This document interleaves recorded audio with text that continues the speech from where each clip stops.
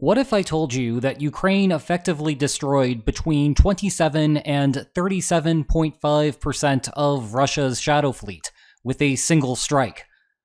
Well, given how logistics work, and with a little bit of math, that may be what just happened. What you are looking at now is the Kendall, an Oman-flagged oil tanker that was a part of Russia's shadow fleet. I say was because Ukraine struck it earlier today. And in a series of weeks that have seen some bizarre attacks, this one again is going to have some significant downstream effects. Despite that, it is not receiving the appropriate attention. I know that simultaneously, the European Union passed a $105 billion loan to Ukraine, which is vacuuming up a lot of the media's attention. But the Mediterranean strike has more intrigue, ranging from NATO implications to the oil market, and will have more immediate consequences, so we really need to cover what is happening there. As such, we are going to discuss how Ukraine pulled it off, how the shadow fleet will have to adjust to the new situation, and the Kremlin's political response to it. Okay, first up is the how, and brace yourself because we are about to look at a bunch of maps. The last the Kendall appeared on public trackers, it was near Crete and Libya. Ukraine, however, says that the strike occurred about 2,000 kilometers from Ukrainian territory, which would put it much further west. Either way, though, there is consensus that the strike occurred in the Mediterranean Sea. Given that, I want you to take a look at the map north of the Mediterranean. The only countries that are not NATO members in the region are Moldova, Bosnia and Herzegovina, Serbia, and Kosovo if you want to count it. Everything else is NATO. I am pointing this out because, in contrast to the attacks on tankers in the Black Sea, Ukraine did this with aerial drones, which means that they had to fly over some set of NATO countries.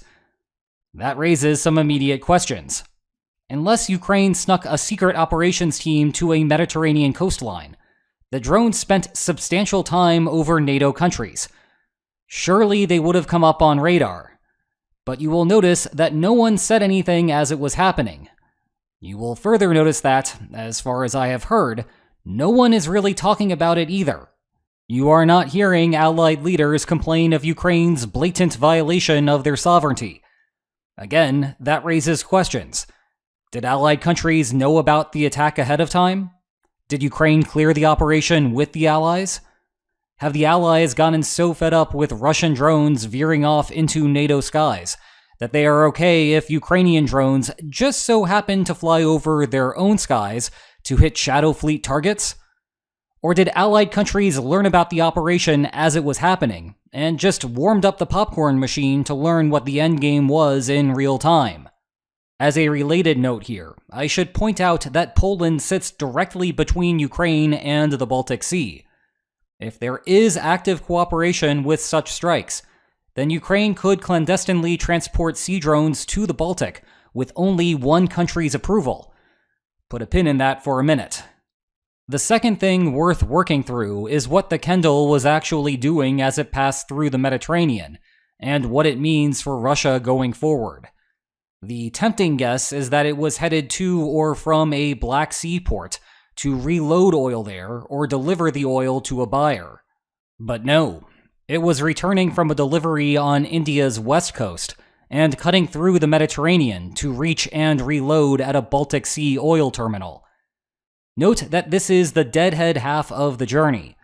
Ukraine has thus far limited its strikes to empty tankers, thereby sidestepping the environmental catastrophes.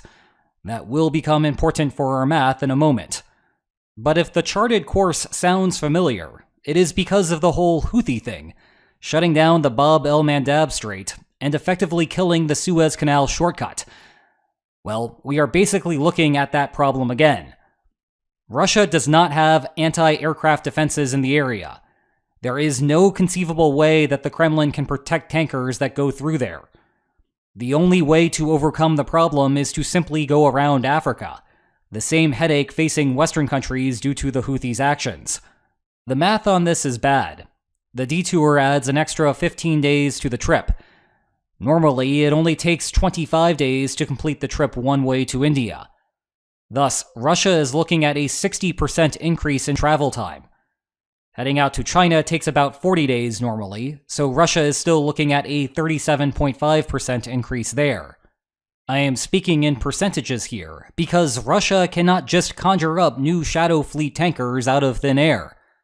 Actually, thanks to Ukraine, just the opposite is happening to them right now. They seem to be mysteriously dropping off the planet. In that light, let's do some more precise calculations. Previously, a round trip to India was about 50 days. Now it is about 80 days. 1 minus 50 divided by 80 is 37.5%. In other words, eliminating the Suez shortcut is worth the same as destroying 37.5% of the tankers heading to India. For China, a round trip used to be about 80 days. Now it is 110 days. 1 minus 80 divided by 110 is 27%. In other words, eliminating the Suez shortcut is worth the same as destroying 27% of the tankers heading to China. Figuring out how Russia divides the workflow between the two, which is data not readily available, and you get the actual estimate. But in the absence of a precise figure, anything between 27% and 37.5% is still a huge number.